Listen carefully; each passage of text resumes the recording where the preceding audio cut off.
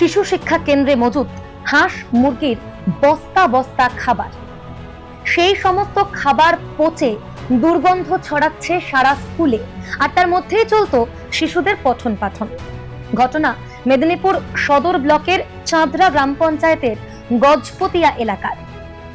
ঘটনার প্রতিবাদে শিশু শিক্ষা কেন্দ্রের সামনে বিক্ষোভ দেখান স্থানীয় বাসিন্দারা। সাধারণ মানুষদের স্বনির্ভরতার জন্য সরকার থেকে উপভোক্তাদের হাঁস মুরগি মাছের খাবার দেওয়া হয়।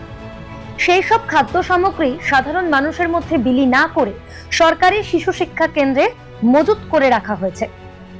স্থানীয় তৃণমূল পঞ্চায়েত সদস্য ও এলাকার তৃণমূল নেতাদের বিরুদ্ধে হাঁস মুরগির খাবার মজুত করে রাখার অভিযোগ গ্রামবাসীদের। সবাই মিলে আজ গ্রামবাসী এসে যখন স্কুলটা তালা খুলি, সেখানে খোলার পর দেখা গেল প্রচুর পরিমাণ মুরগির খাবার, হাঁসের খাবার, এই সমস্ত খাবার সমস্ত স্কুলটা খোলার পরই দুর্গন্ধে চারদিকে ভরে গেছে। এখানে ছোটো ছোটো বাচ্চারা গ্রামের সব পড়ে আসে, খাবার খায়। তো এই সব যদি এই যে দুর্গন্ধ বা স্কুলে পার্টি অফিসের মতো, অঞ্চল অফিসের মতো স্কুলটাকে ব্যবহার করেছে এবং এখনও করে যাচ্ছে। কদিন ধরে হচ্ছে তৃণমূলের নেতারা, কিছু নেতা, এই যে প্রসূন গুড়িয়া আমাদের পঞ্চায়েত, আরও স্কুলের কমিটি সভাপতি অজয় সিং আছে, আর ম্যাডামরাও এর সাথে জড়িত আছে। এরাও কোনো প্রতিবাদ করছেনি, কিন্তু জনসাধারণের জন্য এসেছিল, কিন্তু ওরা এটা ওদের ব্যক্তিগত কাজে ব্যবহার করে, বিক্রি করে, এখান থেকে ওদের নিজেদের লোককে দেয় দীর্ঘদিন যাবত।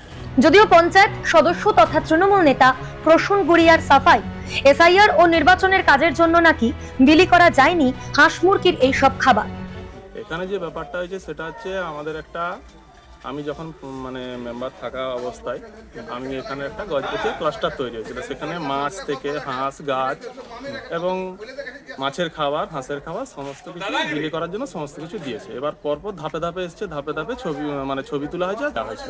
এবার হাঁসের খাবারটা তারপরে এসছে, তারপরে আসার পরে কেসটা গেছে এসআইআর হলো, তারপর হচ্ছে ইলেকশন কমিশনার হচ্ছে ভোট ডিক্লারেশন করবে। সেই ডিক্লারেশন করার জন্য তখন তো খাবারটা বিলি করা যাবে না, তার জন্য বিলি করা হয়নি। এবার সেটা রয়ে গেছে। পুরো বিষয় নিয়ে শিশু শিক্ষা কেন্দ্রের শিক্ষিকা সুজন্না গুড়িয়া ঠিক কি জানালেন। স্কুল কমিটির যে আমাদের যে সভাপতি ওই অজয় সিং, সে অনেকবারই জিনিস রাখছে, এখন তার ভয়ে আমরা কি বলতে পারবো? এবার তাকে ওর নামে রাখা করেছে, সেই হিসাবে সে সিমেন্ট রাখছে। আবার যেখানে যা কল হবে, কলের লোক এসে এখানে খাওয়া দাওয়া করবে, এইখানে রান্না করবে, থাকবে।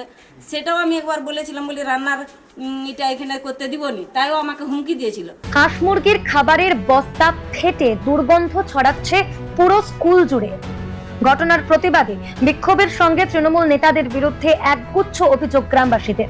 অন্যদিকে তৃণমূল নেতার সাফাই, এসআইআর এর কাজের জন্যই নাকি খাবার ডিস্ট্রিবিউট করা যায়নি। এই সবকিছুকে সরিয়ে এলাকার মানুষের প্রশ্ন একটাই, শিশু শিক্ষা কেন্দ্র জবরদখল করে এইভাবে কি খাবার মজুত রাখা যায়?